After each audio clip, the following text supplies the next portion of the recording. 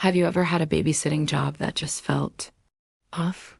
That feeling in your gut telling you something is wrong? Tonight, we're diving into some of the most chilling, real life babysitting stories sent in by viewers like you. These aren't ghost stories, these are encounters that could happen to anyone.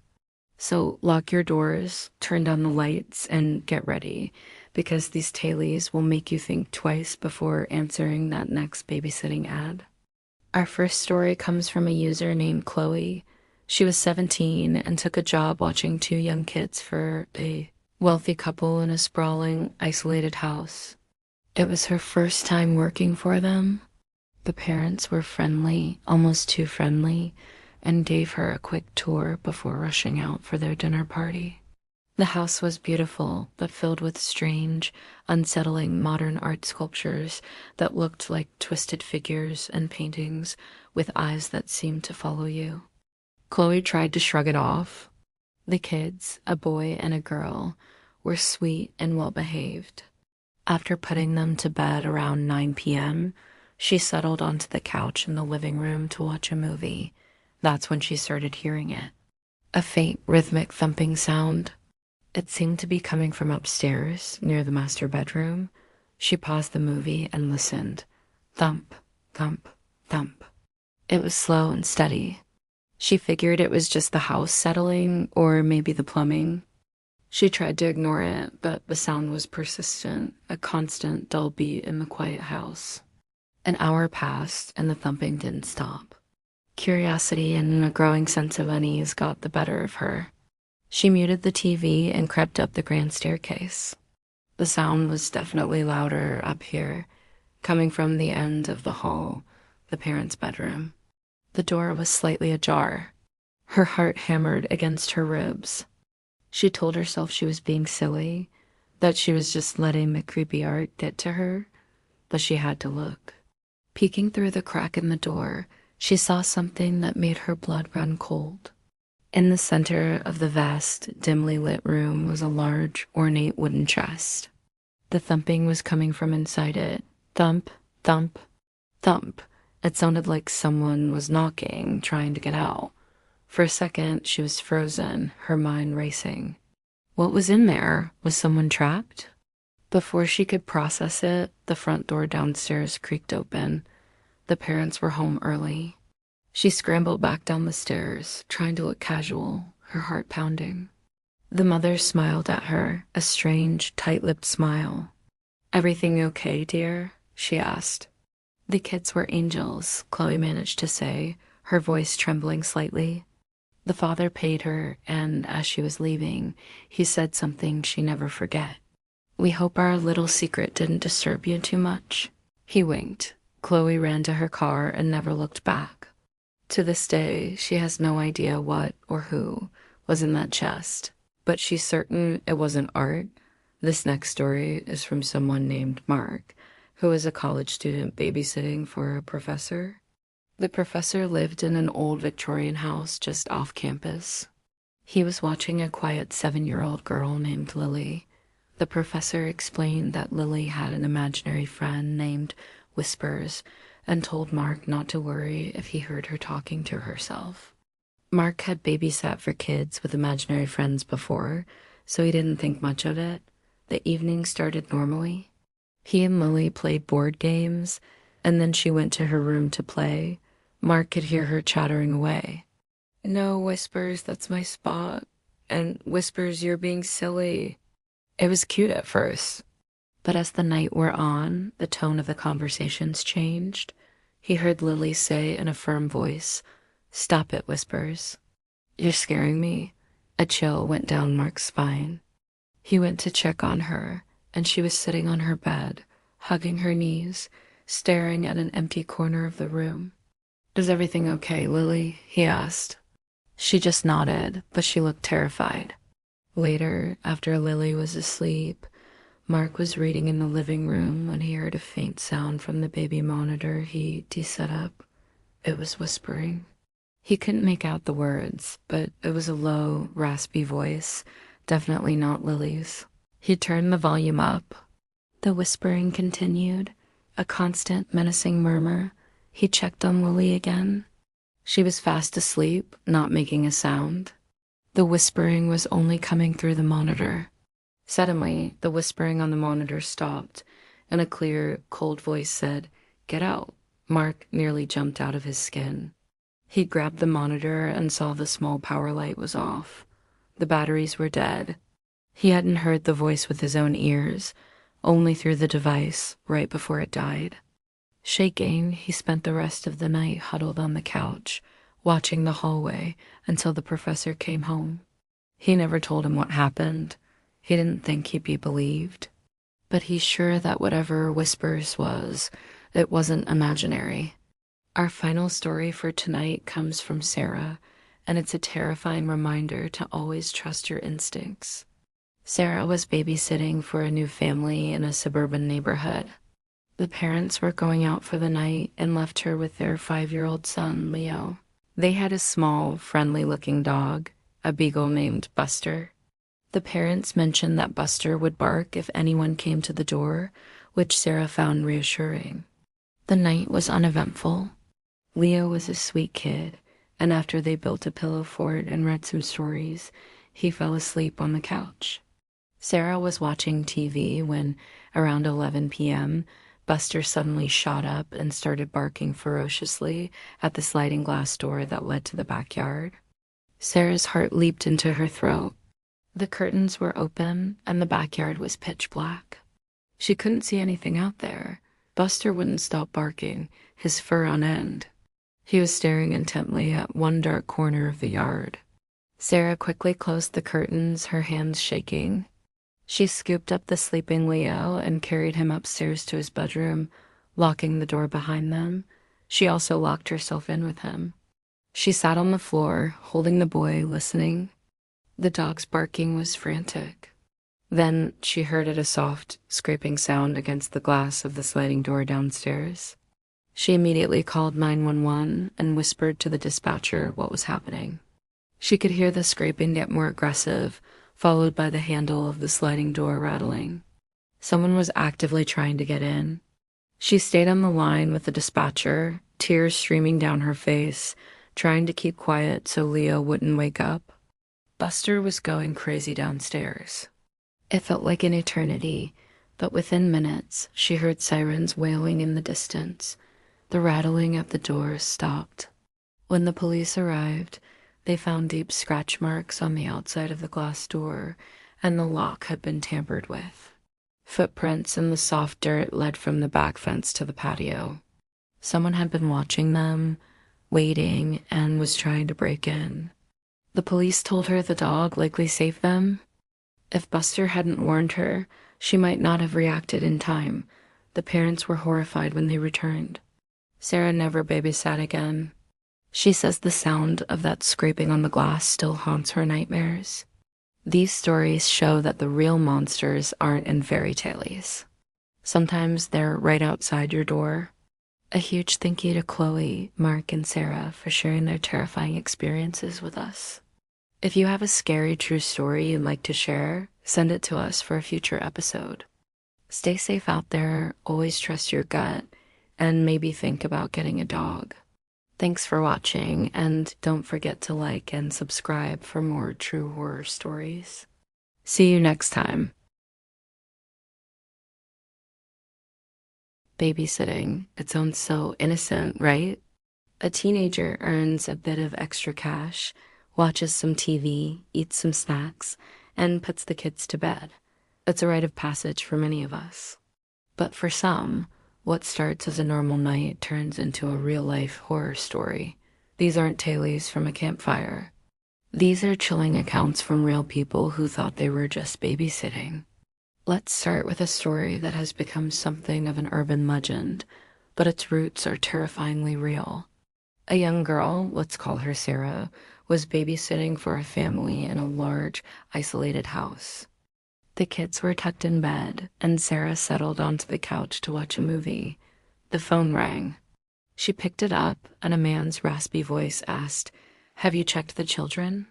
Sarah, a bit unnerved, said they were fine and hung up. A few minutes later, the phone rang again, same voice. "Have you checked the children?" This time she was genuinely scared. She hung up and tried to ignore it, telling herself it was a prank call. But when the phone rang a third time with the same question, she was trembling. She decided to call the police. The operator told her they would trace the call, but to keep the man on the line if he called back. Sure enough, he did. Sarah, trying to keep her voice steady, asked who he was. He just chuckled and repeated, "Have you checked the children?" Just then, the operator broke in, her voice urgent. "Get out of the house now. The calls are coming from inside the house." Sarah dropped the phone and sprinted out the front door just as police cars pulled up. They found the man upstairs in the very same house. He had been watching her the whole time. This next one is a modern twist on the babysitter's nightmare.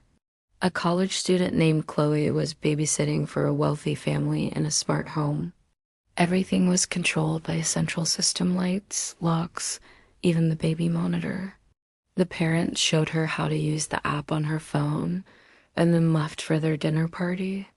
The baby was asleep and Chloe was scrolling through social media. Suddenly, the living room lights flickered off. She figured it was just a glitch and turned them back on with the app. Then the TV switched channels on its own. A little weird, but she chalked it up to a faulty remote. But then she heard a voice coming from the baby monitor in the nursery. It wasn't the baby. It was a deep male voice whispering. She crept to the nursery door and listened. The voice was singing a distorted lullaby. Her blood ran cold. She realized someone had hacked into the home smart system. The front door lock clicked open and shut. The lights started flashing like a strobe. The voice from the baby monitor laughed. Chloe grabbed the sleeping baby, ran into the master bathroom, and locked the door. She called 911, whispering what was happening. The police arrived to find the house in chaos, lights flashing, music blaring from every speaker. They never caught who hacked the system. The person could have been miles away, or they could have been sitting in a car right outside. Watching the terror they were creating, Chloe never babysat again. Now, imagine this. You're 16 and you're babysitting your neighbor's 2 young kids. It's a familiar house, you know the family well.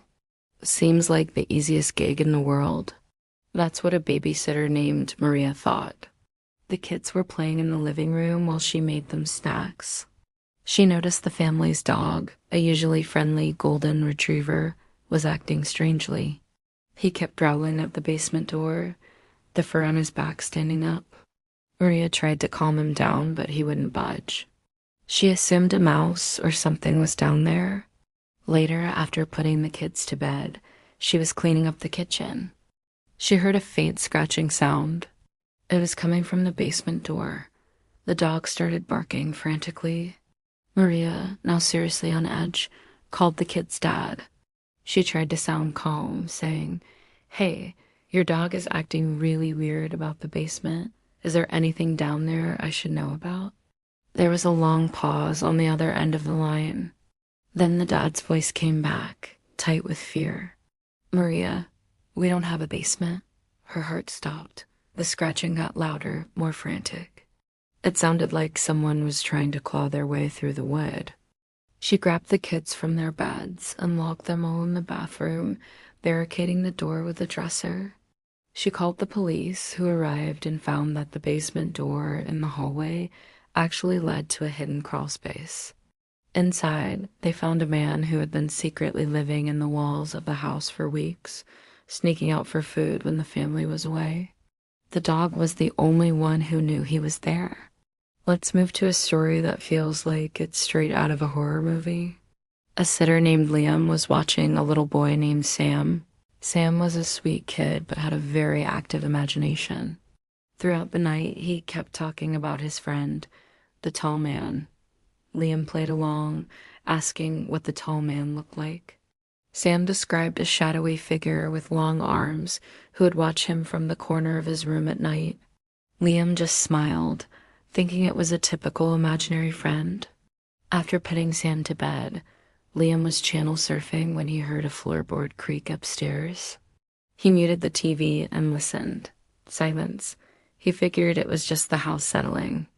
A few minutes later, he heard it again, closer this time, on the stairs. He called out, "Sam, is that you? Get back in bed." No answer, just another creak, even closer. Liam's heart started pounding. He stood up and peered into the dark hallway.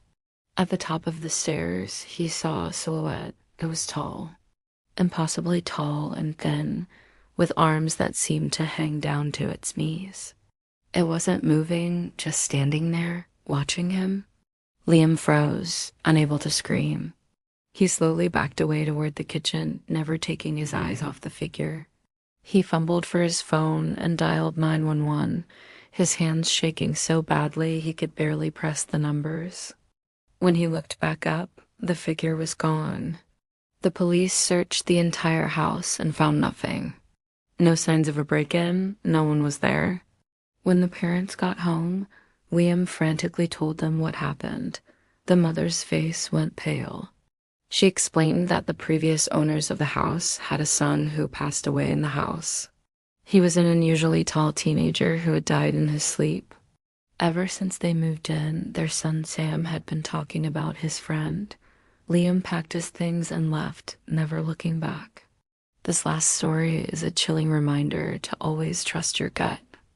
A girl named Jenna was babysitting for a new family. The parents seemed nice enough, but the house had a strange vibe. It was overly neat, almost sterile. While the parents were giving her the tour, they pointed to a door at the end of the hallway and said, "Just don't go in that room." "It's our office and it's locked." Jenna agreed, no problem. The evening went smoothly. The child was easy, and after he went to sleep, Jenna found herself getting bored. Her curiosity got the better of her. She walked down the hall to the forbidden door and, just for kicks, tried the handle. To her surprise, it wasn't locked. Hesitantly, she pushed it open. It wasn't an office. The room was empty except for a single chair in the middle. The walls were covered from floor to ceiling with photographs, hundreds of them. They were all pictures of her, Jenna at the park, Jenna walking home from school, Jenna in her own backyard. Pictures taken over weeks, maybe months. And in the corner of the room was a video camera on a tripod, pointed directly at the chair. She realized this wasn't a babysitting job. It was a trap. She backed out of the room, closed the door, and tried to act normal. She couldn't just run. She knew they were watching. She sent a coded text to her friend. "My mom has an emergency. Tell her to pick me up at this address now." Her friend, sensing the panic, called Jenna's parents, who then called the police. Jenna waited on the couch, pretending to watch TV, her mind racing. When the police finally arrived, the couple was arrested. It turned out they had been stalking her for months.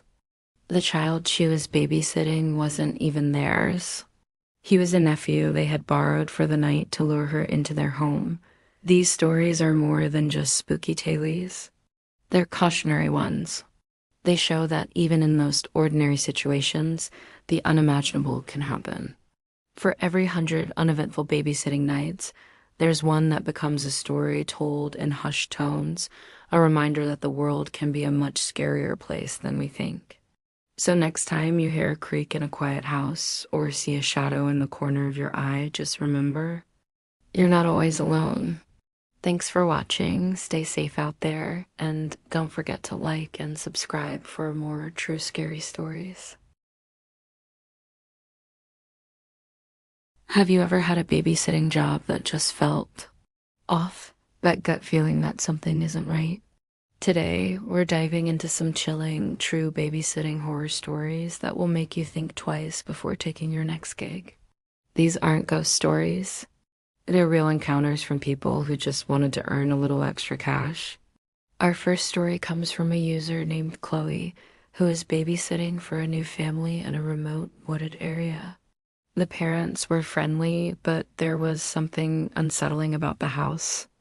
It was old, with long, dark hallways and strange noises that the parents dismissed as the house settling. Chloe was watching a 7-year-old boy named Leo. He was a quiet kid who mostly kept to himself, drawing in his room. The night started normally enough. They had dinner, played a board game, and then it was time for Leo to go to bed. After tucking him in, Chloe went downstairs to watch some TV. Around 10 o'clock, she heard a faint sound coming from the baby monitor she had placed in Leo's room. It sounded like whispering. At first, she thought it was just static, but as she listened closer, she could make out a soft, raspy voice. It wasn't Leo's. It was deeper, older. She couldn't understand the words, but the tone sent a shiver down her spine.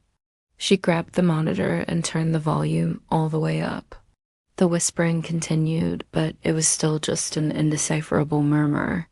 Thinking maybe the monitor was picking up a signal from a neighbor, even though the nearest house was miles away, she decided to go check on Leo. She quietly crept up the stairs and pushed his door open a crack. The room was dark except for a small nightlight. Leo was fast asleep in his bed, breathing peacefully. There was no one else there. Relieved, she went back downstairs, telling herself it was just her imagination running wild in the creepy old house. But about an hour later, it happened again. This time, the whispering was louder, clearer. She could almost make out a word, something that sounded like, "get out." Her heart pounded in her chest. This was no radio interference. She grabbed her phone, her hands shaking, ready to call the parents. But then a new sound came through the monitor. It was Leo. He was talking in his sleep. She listened, trying to make out his words. He was saying something over and over again. "He doesn't like you here," he mumbled. "He's in the closet." Suddenly, the closet door in Leo's room, which was visible from her spot at the top of the stairs, slowly creaked open on the baby monitor's camera view. Chloe froze. She couldn't see anything inside, just a pitch-black void, but she felt it. She felt a presence. The whispering from the monitor stopped. All she could hear was the sound of her own frantic heartbeat. She didn't wait another second. She ran out of the house, got in her car, and sped away. She called the parents from a gas station down the road, making up an excuse about a family emergency. She never went back and never found out what was in that closet. Next up, we have a story from a guy named Mark. He was a college student babysitting for a wealthy family in a lavish, modern mansion. The kids, 2 girls aged 8 and 10, were well behaved, and the parents paid exceptionally well. It seemed like the perfect job. The house was filled with expensive art and strange, abstract sculptures. One sculpture in particular always creeped Mark out. It was a life-size statue of a clown placed in the corner of the main living room. It had a grotesque painted smile and wide, staring eyes that seemed to follow you wherever you went. One night, Mark was watching a movie with the girls. The older one, Jessica, pointed to the clown statue and said, "We don't like him. He watches us sleep." Mark laughed it off, telling her it was just a statue. But the younger girl, Emily, added, "Sometimes he moves." Mark felt a little uneasy, but reassured them it was just their imagination. He was a rational guy. Statues don't move. Later that night, after the girls were in bed, Mark was doing his homework at the kitchen table. The kitchen overlooked the living room, and from his seat, he had a clear view of the clown statue. He tried to ignore it, but he kept catching himself glancing over, feeling its painted eyes on him. Around midnight, he got up to get a glass of water. As he walked back to the table, he stopped dead in his tracks. The clown statue, it had moved. Its head was tilted slightly to the side, and its hand, which was previously by its side, was now raised in a slight wave. Mark's blood ran cold. He told himself he was just tired, that he was imagining things. He stared at it for a full minute, but it didn't move. He tried to reason with himself. Maybe the parents had moved it before they left. But he'd been there all evening. It hadn't moved an inch until now. He decided to call his friend to take his mind off it. While he was on the phone, He kept his eyes locked on the statue. He described it to his friend, who laughed and told him he was just freaking himself out. As he was about to hang up, he saw it. The clown's head slowly turned, its painted eyes locking directly onto his. The smile seemed to widen. Mark dropped his phone. He screamed and backed away, stumbling over a chair. He ran upstairs, grabbed the two sleeping girls out of their beds, and carried them into the master bathroom, locking the door behind them. He called the police and the parents, his voice trembling as he explained what happened. The police arrived quickly. When they swept the house, they found nothing. The clown statue was back in its original position, smiling its same static, painted smile. The parents were furious with Mark for scaring their children. They fired him on the spot. Mark knows what he saw. To this day, he can't look at a clown without feeling a wave of pure terror. Our final story for today is perhaps the most disturbing. It comes from Sarah, who is babysitting an infant, a baby boy named Sam. The parents were a young couple, and they were clearly nervous about leaving their baby with a sitter for the first time. They gave Sarah a long list of instructions and emergency numbers. The house was a normal, suburban home, and the evening started peacefully. Sam was a sweet baby, and he fell asleep without any trouble. Sarah was watching TV when the landline phone in the house started ringing. She hesitated, unsure if she should answer it. The parents hadn't mentioned anything about expecting a call. It rang about 10 times before stopping. A few minutes later, it rang again. This time, she picked it up. "Hello?" she said. There was silence on the other end. Then a man's voice, low and gravelly, said, "Have you checked the children?" And then hung up. Sarah was confused and a little scared. She thought maybe it was a prank call. She went upstairs and peeked into the nursery. Sam was sleeping soundly in his crib. She went back downstairs, trying to shake off the creepy feeling. 20 minutes later, the phone rang again. It was the same man. "Have you checked the children?" he asked, his voice more insistent this time. Sarah, now genuinely frightened, replied, "Yes, they're fine. Who is this?" The man hung up without another word. Now her heart was racing. This was not a prank. She locked the front and back doors and sat on the couch, her eyes darting toward the windows. The phone rang a third time. She almost didn't answer, but she was afraid not to. She picked it up, her hand shaking. "I've checked on them," she yelled into the phone. "They're fine. Please leave me alone." There was a pause, and then the man's voice, colder than before, said, "We know." "The call is coming from inside the house." Sarah screamed and dropped the phone. She didn't hesitate. She ran out the front door and to the neighbor's house, pounding on their door until they opened. She hysterically explained what happened, and they immediately called the police. When the officers arrived and entered the house, they found the upstairs extension phone off the hook. But the most terrifying part was what they discovered after a thorough search. In the upstairs hallway, just outside the nursery, they found muddy footprints leading from an open window down the hall. Someone had been in the house, watching her, watching the baby, making those calls from just a few feet away. The police never caught the man. Sarah was so traumatized she never babysat again. These stories are a terrifying reminder that when you're a babysitter, you're not just responsible for the children. You're also vulnerable.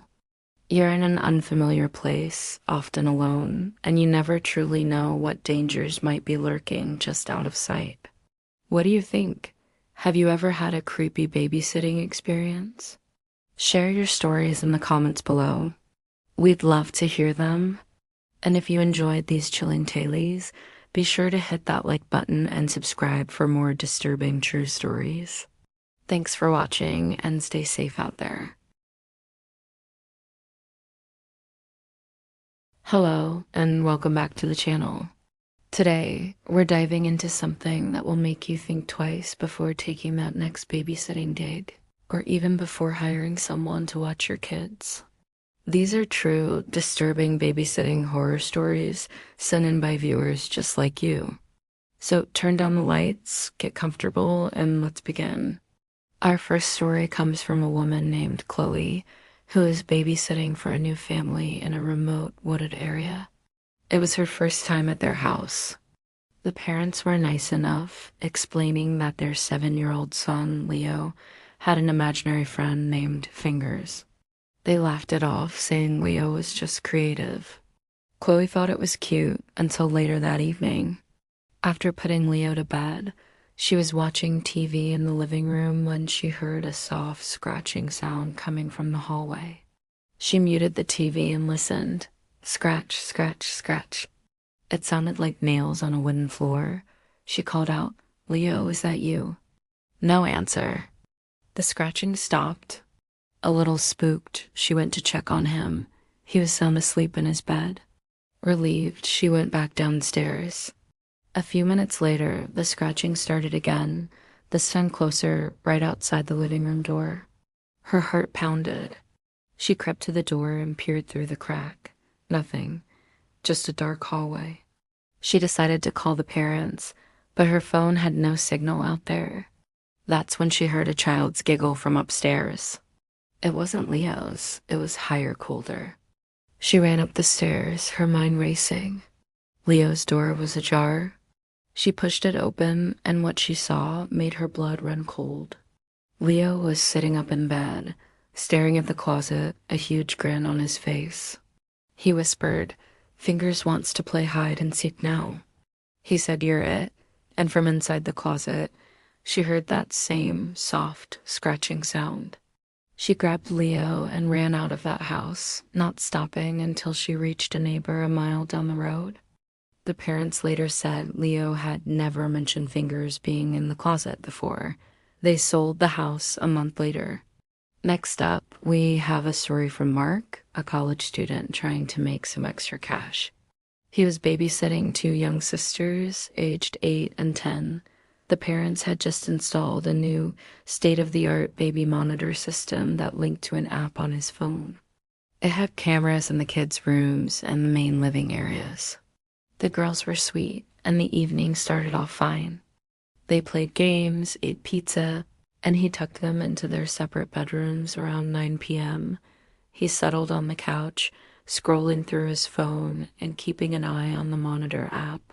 Around 11 p.m., he noticed something strange on the camera in the older sister's room. A rocking chair in the corner, which had been perfectly still all night, was slowly, gently rocking back and forth. He figured it was a draft, even though the windows were closed. He kept watching. Then he saw it more clearly. The camera in the younger sister's room showed her closet door, which he was certain he had closed, was now slightly ajar. He started feeling uneasy. He switched back to the living room camera feed on the app to see himself on the couch. That's when he froze. Standing in the darkened doorway behind the couch, just out of his direct line of sight, was a tall, shadowy figure. It was just standing there, watching him. The app was showing him what was happening in real time right behind him. He didn't dare turn around. His hands trembling, he pretended to be on his phone, slowly stood up as if going to the kitchen, and then bolted out the front door, dialing 911 as he ran. The police arrived and found the back door unlocked, but no one was inside. There was no sign of forced entry. The parents confirmed they had locked it before they left. Mark never babysat again. The scariest part? The app didn't record footage. It only live streamed. So there was no proof except for the chilling memory burned into his mind.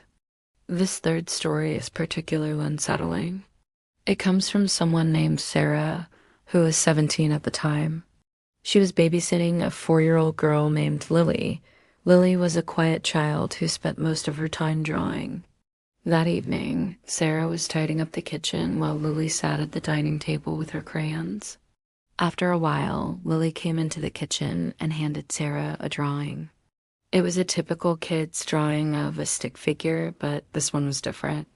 It was a drawing of Sarah lying on the floor in a red dress, the exact red dress Sarah was wearing, and there were red crayon scribbles all over the figure's chest. A large, dark stick figure with long, messy hair was standing over her, holding a knife. Sarah felt a chill. She asked Lily, "Who is this, sweetie?" Lily just pointed to the dark figure and said, "The man who hides in Mommy's closet."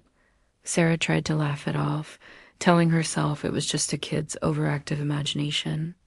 She put Lily to bed and tried to forget about the creepy drawing. Later, she was in the living room and heard a creak from the master bedroom upstairs, right where the parents' closet was.